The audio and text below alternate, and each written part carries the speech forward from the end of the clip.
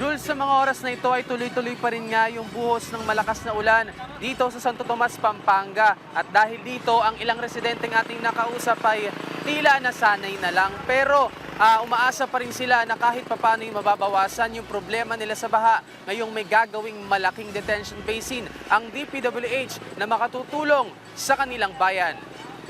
8 taon nang nangungupahan si Gina at sa tuwing tumataas ang baha sa kanilang lugar, apektado ang pang-araw-araw nilang pamumuhay.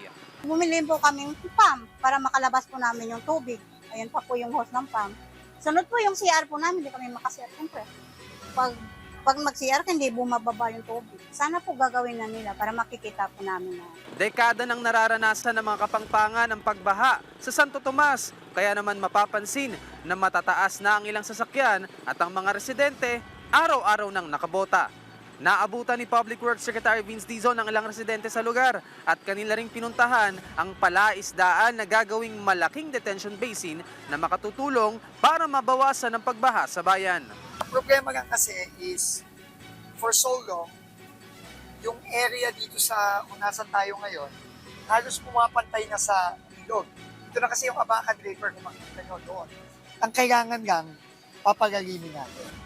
Kasi kahit na 9,000 square meters yan, kung mababa ulan, puno na rin. Ayan nga, puno na. Makikita nyo, yan lang. Sisimulan ng proyekto ngayong taon pero ayon sa kalihim, kailangan munang konsultahin ng mga komunidad at pagplanuhan ng maayos ang proyekto dahil anya, iniutos ni Pangulong Ferdinand R. Marcos Jr. na maging integrated ang mga flood mitigation project. Kailangan talaga integrated yung approach natin dito sa Pampanga River Basin. Kasi hindi lang naman Pampanga ang apektado dito eh. Lahat ng halos ng probinsya ng Central Luzon, mula Bulacan, Pampanga, Zambales, pati Bataan. Ang kagandahan dito sa Santo Tomas at sa Minagi, palaisdaan nga ito eh. So kung uhukayin natin yon, makakatulong pa tayo sa mga mangingisda, saka yung mga palaisdaan natin dito.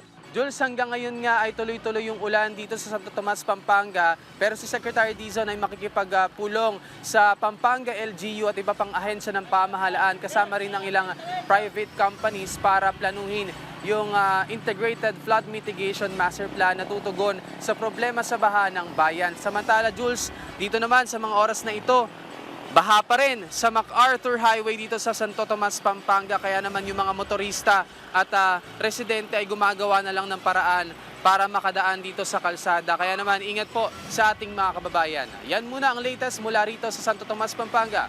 Balik sa inyo sa studio, Jules. Maraming salamat at ingat ka dyan, JM Thompson.